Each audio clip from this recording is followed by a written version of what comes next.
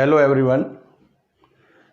આપણે લાસ્ટ લેક્ચરોની અંદર PN junction diode પર આધારિત જે દાખલાઓની ચર્ચાઓ કરી. આપણે આજે પીએન જંકશન જે ડાયોડ છે એના એક ઉપયોગની ચર્ચાઓ કરીશું. સૌપ્રથમ આપણે જાણીએ છીએ કે જે પીએન જંકશન ડાયોડ છે એ પીએન જંકશન ડાયોડ જ્યારે એ ફોરવર્ડ બાયસ સ્થિતિમાં હોય ત્યારે એમાંથી વિદ્યુત પ્રવાહનું વહન થતું હોય અને જ્યારે એ રિવર્સ બાયસ સ્થિતિમાં હોય ત્યારે એ વિદ્યુત પ્રવાહનું વહન થવા દેતું નથી. લગભગ એ શૂન્ય હોય છે, જેની ચર્ચા આપણે બહુ ડિટેલમાં કરેલી છે. આજે પણ આપણે એનો જ્યારે ઉપયોગ કરીશું તો આ જે બાબત છે એ બાબતને આપણે ધ્યાનમાં રાખવાની છે અને એ ધ્યાનમાં રાખીને આપણે એના ઉપયોગની ચર્ચાઓ કરીશું. હવે અહીં આપણે જો જે ટૉપિકની ચર્ચા કરવાના છે એને આપણે રેક્ટિફિકેશન અથવા તો રેક્ટિફાયર કહીશું. તો સૌપ્રથમ આપણે લખીએ રેક્ટિફિકેશન એટલે શું.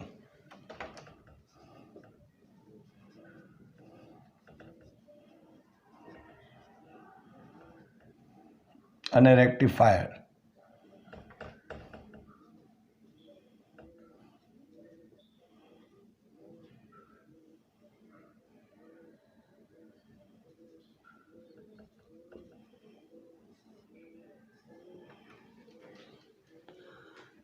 જે રેક્ટિફિકેશન કહીએ છીએ આપણે જનરલી જોઈએ છે કે જ્યારે આપણે ટ્રાન્સફોર્મરનો ઉપયોગ કરીએ છીએ તો ટ્રાન્સફોર્મરની અંદર પણ આપણને જે વેવ્સ આપણે યુઝમાં લઈએ છીએ એ આપણે એસી પ્રવાહ અથવા તો એસી વોલ્ટેજ હોય છે.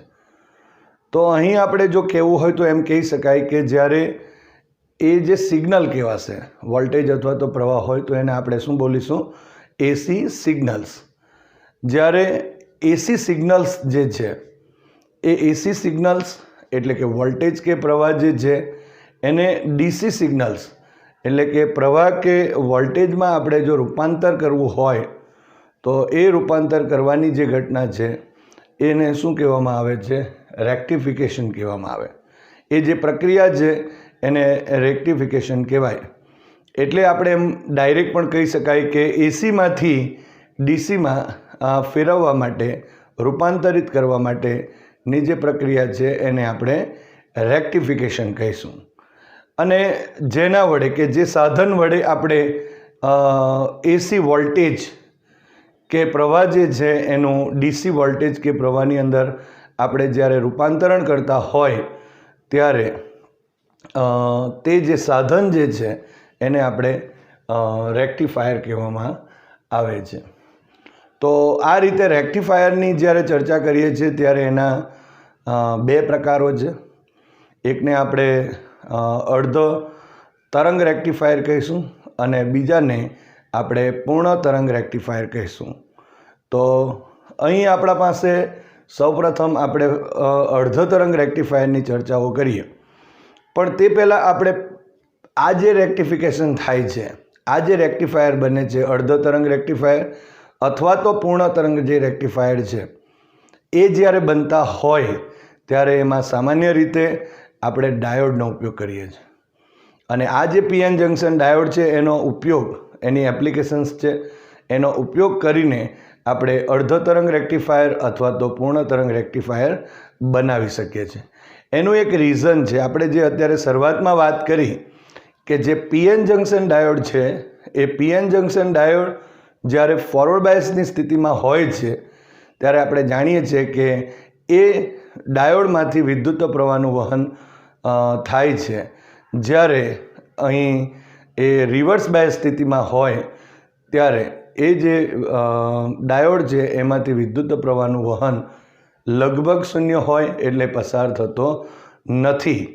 એનો અર્થ શું થયો? એનો અર્થ આપણે જો કહેવો હોય તો એમ કહી શકાય કે જ્યારે પીએન જંકશન ડાયોડ જે છે એ ફોરવર્ડ બાયસ સ્થિતિમાં જ્યારે હોય છે ત્યારે એનો જે અવરોધ છે તે એકદમ ઓછો થઈ જતો હોય એવું કહી શકાય. અને રિવર્સ બાયસમાં હોય તો ત્યારે નો અવરોધ ઘણો જ મોટો થઈ જતો હોવો જોઈએ. તો અને તો જ જે પ્રવાહની જે બાબત છે એ પ્રવાહની જે બાબત છે એ આપણે કહી શકાય કે પ્રવાહ પસાર થશે, કારણ કે જેટલો અવરોધ ઓછો હશે તેટલો વધારે પ્રવાહ જવા દેશે અને જેટલો વધારે અવરોધ હશે તેટલો પ્રવાહ ઓછો જવા દેશે.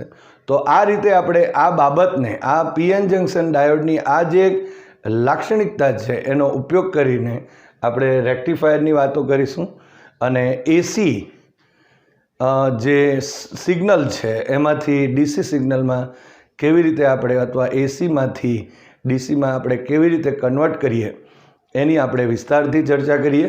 સૌપ્રથમ આપણે અર્ધ તરંગ રેક્ટિફાયરની ચર્ચા કરીશું. અહીં એક વાત અગત્યની એ છે કે જ્યારે તમે આ બંને થિયરીની વાત કરીએ તો બોર્ડ માટે ઘણી જ ઇમ્પોર્ટન્ટ છે, ઘણી જ અગત્યની છે. અને જ્યારે આપણે આના આઉટપુટ અને ઇનપુટ જ્યારે દોરીએ છીએ ત્યારે એકની નીચે એક જ દોરવાના હોય છે.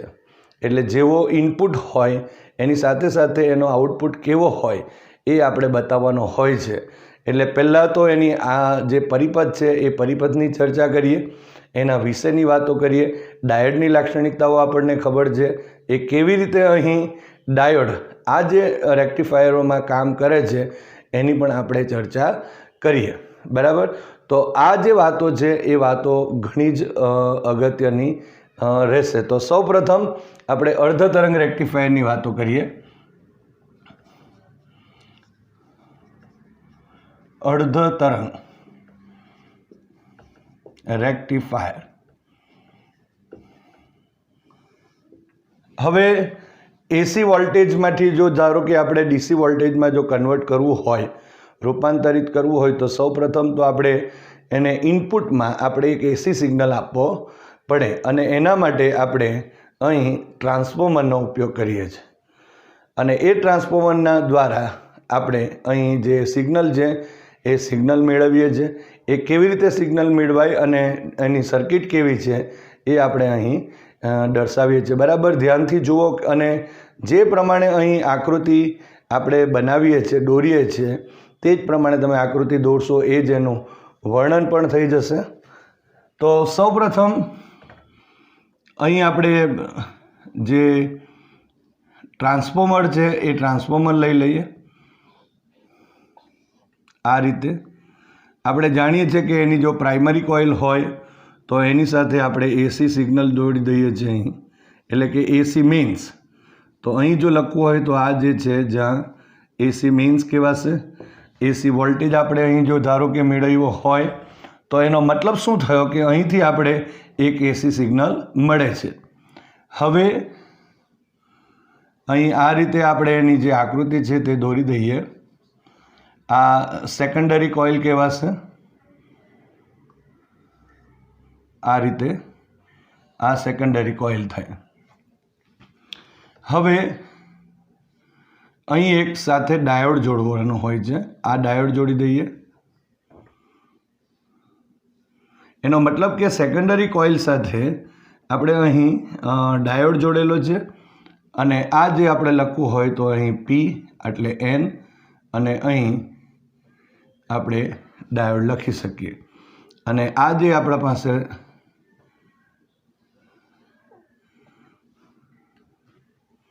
આ રીતે પણ આપણે અહીં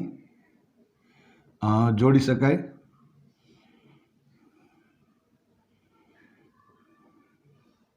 અહીં ડાયરેક્ટ પણ તમે જોડી શકો છો.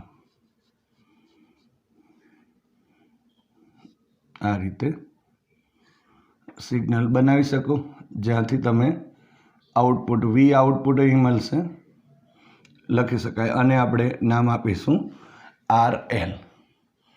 તો અહીં તમે જોઈ શકો છો એક જ ડાયોડ અહીં જોડેલો છે.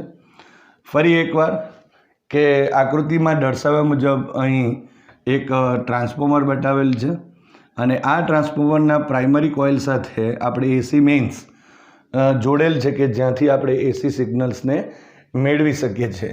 કેવા સિગ્નલો મેળવીએ છીએ, કેવી રીતે એમાં અલ્ટરનેટ થાય છે, બધી ચર્ચા હું કરું છું. જરાક ધ્યાનથી અહીં જોજો. અને ત્યાર પછી આપણે ઇનપુટ અને જે આઉટપુટ છે એમાં કેવી રીતે બદલાય એની પણ આપણે ચર્ચા કરીએ. ત્યારબાદ જે સેકન્ડરી કોઇલ છે એના બે છેડા છે. ધારો કે અહીં આ જે બે છેડા છે એ બે છેડા અહીં ધારો કે કોઈ બી એક નામ આપી શકાય. તો આ જે છેડાઓ છે એ છેડાઓને અહીં ડાયોડના જે પી અર્ધવાહક છે, પીએન જંક્શનના પી અર્ધવાહક સાથે જોડેલ છે, અને આ છેડાને અહીં જે લોડ અવરોધ છે, આરએલનો મતલબ લોડ અવરોધ સાથે જોડી અને સેકન્ડરી કોઇલના બીજા છેડા સાથે આપણે જોડી લીધેલું છે. તો એનો મતલબ એમ થયો કે આ આરએલના બે છેડા વચ્ચે આપણને અહીં એક આઉટપુટ મળશે, જે આઉટપુટને આપણે ડીસી વોલ્ટેજ કહી શકું. આપેલું શું છે અહીં ઇનપુટમાં એસી છે અને મળશે શું અહીં જે વોલ્ટેજ એ આપણને ડીસીમાં મળશે. અને એટલા માટે જ આ જે પ્રક્રિયા છે એ પ્રક્રિયાને આપણે અહીં રેક્ટિફિકેશનની પ્રક્રિયા પણ કહી શકાય. હવે સૌપ્રથમ આપણે જે એસી સિગ્નલ મળે છે તે કેવા હોઈ શકે તેની ચર્ચા કરીએ. તો અહીં આપણે ઇનપુટ અને આઉટપુટ મેં અત્યારે જે તમને વાતો કરી તે પ્રમાણે એક સરખા બતાવવાના છે, એટલે કે એકની નીચે જ એક બતાવવાના છે.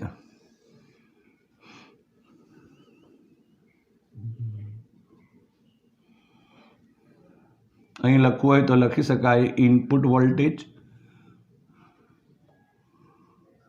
અને અહીં લખીશું આઉટપુટ વોલ્ટેજ.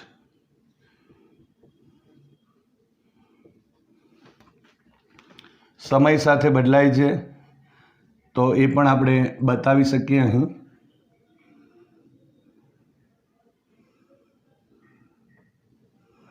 એક વખત અડધો તરંગની વાતો આવડી જશે એટલે પૂર્ણ તરંગ રેક્ટિફાયરમાં પણ આ જ પ્રકારની વાતો આવે છે. તો અહીં આપણે ધારો કે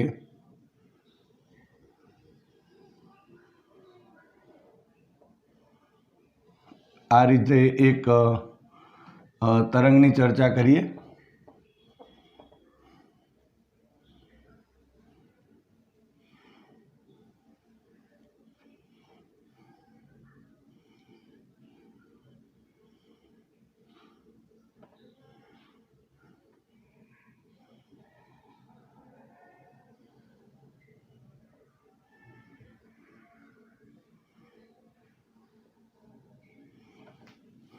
આ રીતે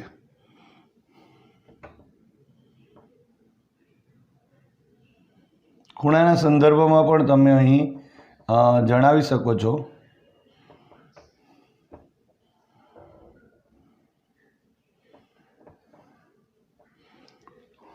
ઓકે, તો અહીં આપણા પાસે જે આ પ્રકારનું એક જે તરંગ છે અથવા તો ઇનપુટ સિગ્નલ કહેવાશે. હવે એ સિગ્નલ મળે કેવી રીતે? ધારો કે આપણે જો અહીં વિચારીએ, આપણે જાણીએ છીએ કે જ્યારે ટ્રાન્સફોર્મરનો ઉપયોગ કરીએ છીએ તો ધારો કે એ સિગ્નલ જો અહીં આપણે આ પ્રકારનો જો હોય ઇનપુટમાં, તો સેકન્ડરીની અંદર એ જે છે એ આ પ્રકારનો થઈ જાય. એનું થવાનું રીઝન શું છે એ પણ આપણે જોઈ લઈએ. ધારો કે આ ઇનપુટ વોલ્ટેજ અહીં પ્રાઇમરીની અંદર આપણને આ ટાઈપનો છે. એનો મતલબ કે અહીં શરૂઆતમાં આ જો ધારો કે માઇનસ હોય અને અહીં જો પ્લસ હશે, એટલે કે અહીં માઇનસ એટલે પ્લસ હશે, તો અહીં ઓલ્ટરનેટ થાય છે. એનું રીઝન શું છે? આપણે ટ્રાન્સફોર્મરની અંદર એક વાત જાણીએ છીએ કે ટ્રાન્સફોર્મરમાં જ્યારે આ પી કોઇલ છે એ સીધી અહીં જો આપણે જોઈ શકાય છે એસી મેઇન સાથે જોડાયેલી છે. એનો મતલબ એમ થયો કે જે અહીં જે વોલ્ટેજ જે છે એ વોલ્ટેજની જો વાતો કરીએ તો એ સીધા અથવા તો કરંટની વાતો કરીએ, બરાબર, તો અહીં જે ફ્લક્સ છે એ ફ્લક્સના સમપ્રમાણમાં હશે, એટલે કરંટના સંદર્ભમાં હશે. એટલે એમાંથી કરંટ પાસ થશે અને કરંટ પાસ થવાથી એક અહીં જે ચુંબકીય ફ્લક્સ અહીં ઉત્પન્ન થાય. આપણે ચુંબકીય ફ્લક્સના સંદર્ભમાં આપણે ઘણી બધી વાતો કરેલી અને એના સંદર્ભમાં જ આપણે ટ્રાન્સફોર્મરની પણ વાતો કરેલી. પણ અહીં તમે જોઈ શકો છો કે અહીં બે લીટી પણ દર્શાવે છે કે અહીં આપણે લેન્ઝના નિયમનો ઉપયોગ થતો હોય, અથવા તો આપણે એમ કહી શકાય કે આ જે પ્રાઇમરી કોઇલ છે એ પ્રાઇમરી કોઇલના લીધે અહીં સેકન્ડરી જે કોઇલ છે એના ફ્લક્સમાં ફેરફાર થતો હશે અને જો ફેરફારનો સંદર્ભ જો હોય તો આપણે જો ધારો કે અહીં સાઇન પ્રકારનું જો આપણે વિચારીએ, અહીં જો ધારો કે સાઇન પ્રકારનો વિચારીશું તો સેકન્ડરીની અંદર જે આપણા પાસે વિદ્યુત પ્રવાહનો જે સંદર્ભ અથવા વોલ્ટેજનો જે સંદર્ભ હશે એ વોલ્ટેજનો સંદર્ભ એ ચુંબકીય ફ્લક્સમાં થતા ફેરફારના સંદર્ભમાં હશે. એનો મતલબ શું થયો કે ચુંબકીય ફ્લક્સના ફેરફારમાં જો હોય તો એનો મતલબ કે અહીં જે આપણા પાસે જે સિગ્નલ હશે એનું આપણે શું કરવું પડશે? વિકલન કરવું પડે અને વિકલનના લીધે આપણને એક પોટેન્શિયલ મળતો હોય અને જો ફેરફારના સંદર્ભમાં જો મેળવીએ તો ધારો કે સાઇનનું જો હશે તો એનો જો આપણે ફેરફાર કરીએ, સાઇન પ્રકારનું જો સિગ્નલ હશે તો એનો જો આપણે વિકલન કરીએ તો એ કોસનું સિગ્નલ બને. એનો મતલબ કે ત્યાં 90નો ડિફરન્સ, 90નો જે ફેઝ ડિફરન્સ, કળાનો ફેરફાર જે છે તે 90નો થાય. એટલે જો સાઇન હોય તો એનો મતલબ કોસ થાય અને કોસ હોય તો તેનું સાઇન થતું હોય. એનો મતલબ એવો થયો કે અહીં જો આ પરિસ્થિતિ હશે તો એની આ પરિસ્થિતિ આપણને સેકન્ડરીની અંદર મળતી હોય છે.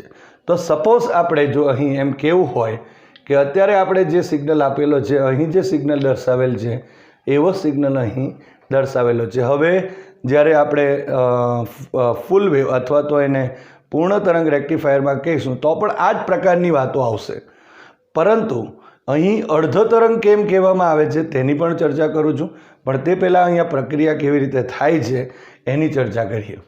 હવે ધારો કે અહીં શરૂઆતમાં શું થવાનું કે આ જે છેડો છે તે અહીં ધન બનશે અને અહીં શું થવાનું? ઋણ બનશે.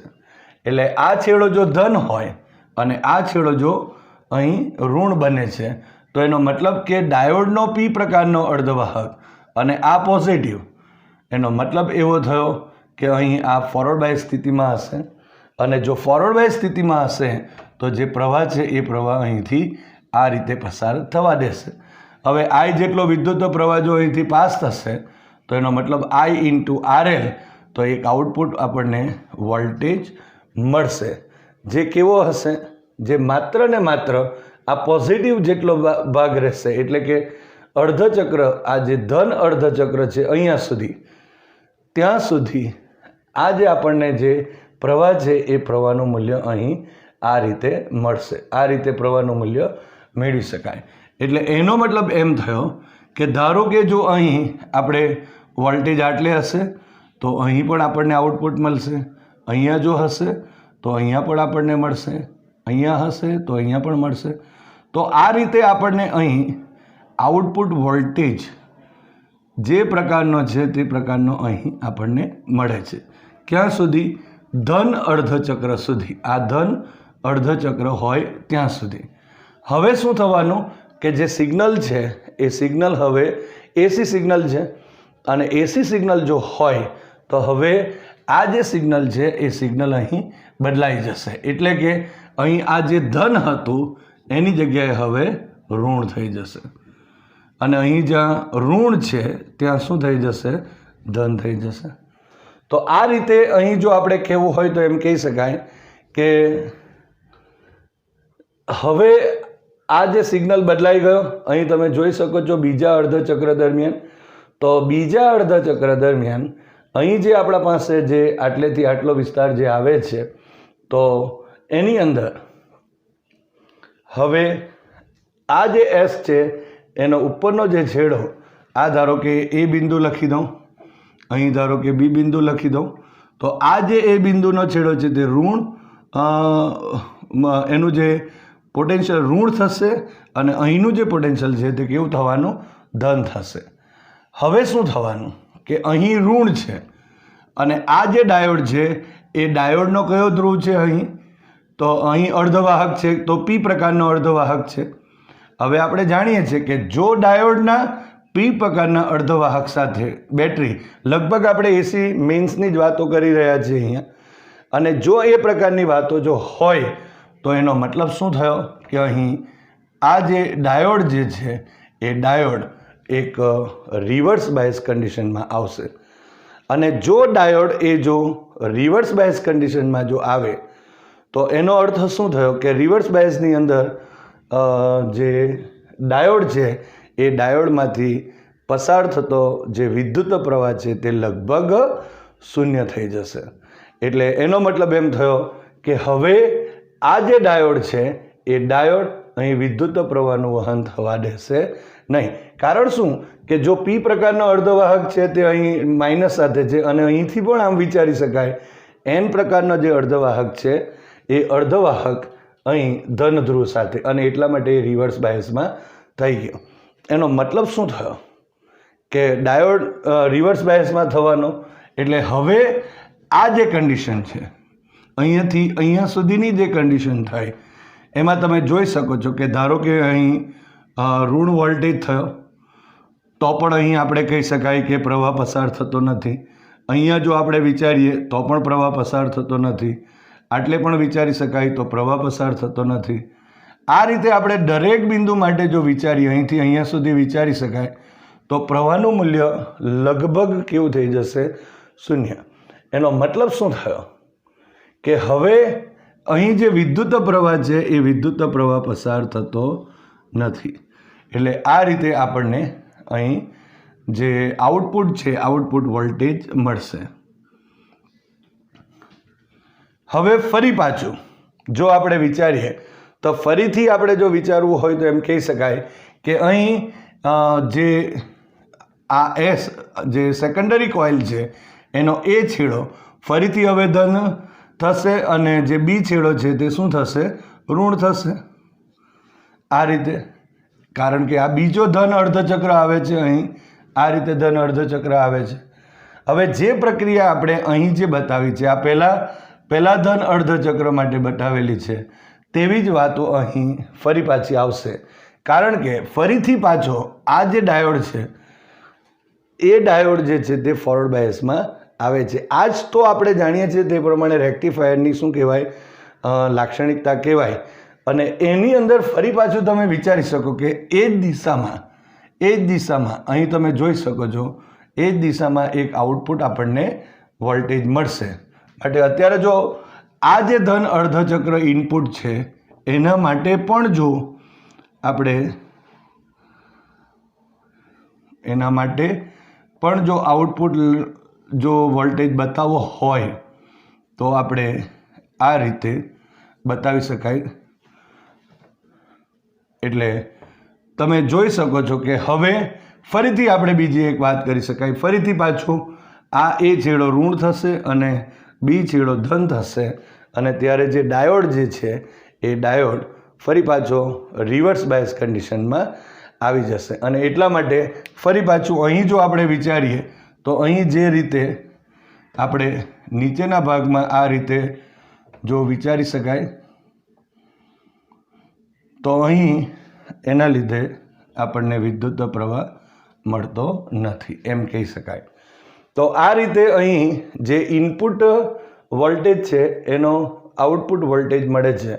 અહીં તમે જોઈ શકો છો કે જે એક જો આપણે તરંગની વાતો કરીએ તો આટલેથી આટલે સુધીનું અહીં આવર્તકાળ અહીંથી કહીએ તો અહીંયા 0 અને અહીંયાથી અહીંયા તો ટી જેટલો આ જે સમયગાળો છે એટલે કે એક આવર્તકાળ માટેનો એક ધન અને એક બીજું ઋણ છે. એટલે કે આટલા સમયગાળાની અંદર તમે જોઈ શકો છો અહીં આ પણ આટલેથી આ જો વિચારી શકાય અહીંયાથી અહીંયા આ જો 0 કહીએ એટલે જો ટી સમયગાળો જો કહીશું તો એમ કહી શકાય કે એક આવર્તકાળ જેટલા સમયગાળામાં આપણે ઇનપુટની અંદર જે વોલ્ટેજ સિગ્નલનો એસી વોલ્ટેજ સિગ્નલનો ઉપયોગ કરેલો પરંતુ એની જગ્યા પર આઉટપુટની અંદર આપણને અહીં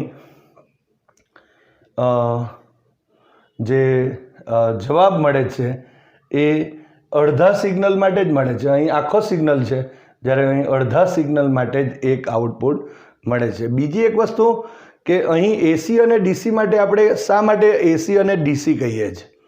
જો તમે અહીં જ્યારે આ સિગ્નલની ચર્ચા કરીએ એસીનો મતલબ શું થશે કે ધારો કે અહીંથી શરૂઆતમાં વોલ્ટેજ વધે છે, મહત્તમ થયો 0 થયો, ધન અર્ધચક્ર થયું, પણ ત્યારબાદ પાછો એ જે વોલ્ટેજ છે સિગ્નલ છે એ પાછો ઋણ થતો જાય છે બીજી તરફ છે.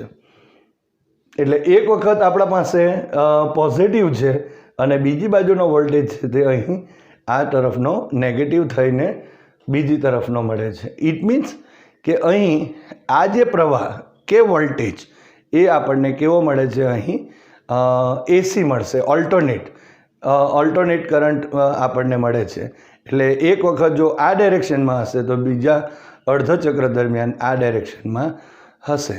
તો એ રીતે જે એસી મીન્સ છે એમાંથી જે પ્રવાહનું મૂલ્ય એ ઓલ્ટરનેટ થાય છે, માટે એને આપણે શું કહીએ છીએ, એસી કહીએ. હવે આ જે સિગ્નલ મળ્યો છે એને આપણે ડીસી કહીશું. પરંતુ અત્યારે ડીસીનો મતલબ શું થાય, આપણે જ્યારે ડીસીની વાત કરીએ ત્યારે સ્ટ્રેટ લાઇન જ હોવો જોઈએ, આ રીતે સ્ટ્રેટ લાઇન હોવો જોઈએ. પણ અહીં તો આપણને એસી પ્રકારના પોઈન્ટો મળે છે. પણ અહીં જે આઉટપુટ સિગ્નલ મળે છે, આઉટપુટ જે વોલ્ટેજ મળે છે એમાં થોડો એસી પણ છે. અને બંને પ્રકારના રેક્ટિફાયર ભણીશું ત્યારે આ રીતનો જ જે સિગ્નલ મળશે, આઉટપુટ સિગ્નલ મળશે, એની અંદર એસી પણ છે, એની અંદર ડીસી પણ છે. આપણો જે મૂળ હેતુ છે અહીં આ પ્યોર એસી નથી, આ પ્યોર નથી, આની અંદર એસી પણ છે અને ડીસી પણ છે. અને એટલા માટે આપણને આ રીતે એસી વત્તા ડીસી પ્રકારનો જે એક આઉટપુટ સિગ્નલ મળે છે. અને અહીં ડીસી કહેવાનો મતલબ એક જ છે, કારણ કે જ્યારે આપણે સૌપ્રથમ પહેલી વાર લીધું ત્યારે પણ કરંટો આ રીતે જ પસાર થાય છે, આ રીતે જ કરંટો પાસ થાય છે. ઓકે, આ રીતે જ કરંટો પાસ થાય છે. બીજી વખત એ કરંટ પાસ થતો નથી, એટલે અહીં તમે જોઈ શકો છો કે કોઈ પણ પ્રકારનો સિગ્નલ નથી. પણ જ્યારે ફરી પાછો આ સિગ્નલ જ્યારે આપણને મળે છે ધન અર્ધચક્ર માટે, ત્યારે ફરીથી એ પ્રવાહની દિશા છે તે એક જ છે. એનો મતલબ કે આઉટપુટ જે વોલ્ટેજ મળશે એ આઉટપુટ વોલ્ટેજ એક જ તરફ છે, આ બીજી તરફ નથી. જ્યારે અહીં ઉપર પણ છે અને નીચે પણ છે, અને એટલા માટે એને ઓલ્ટરનેટ બોલાય. જ્યારે અહીં એટલે કે અહીં એસી કહેવાશે અને આ જે આપણા પાસે આઉટપુટ જે છે એને શું કહીશું, ડીસી. પરંતુ આ પ્યોર ડીસી નથી, એની અંદર એસી અને ડીસી મિક્સ છે. અને એના માટે આપણે જ્યારે ફૂલ વેવ એટલે કે પૂર્ણ તરંગ રેક્ટિફાયરની જ્યારે ચર્ચા કરીશું ત્યારબાદ આપણે એક ફિલ્ટર પરિપથની પણ વાતો કરીએ. એટલે જો આપણે ફિલ્ટરમાંથી એને પસાર કરી દઈશું તો આપણને એક પ્યોર ડીસી મળી શકે. એની ચર્ચા આપણે જે ફૂલ વેવ રેક્ટિફાયર જ્યારે ભણીશું ત્યાર પછી કરીશું.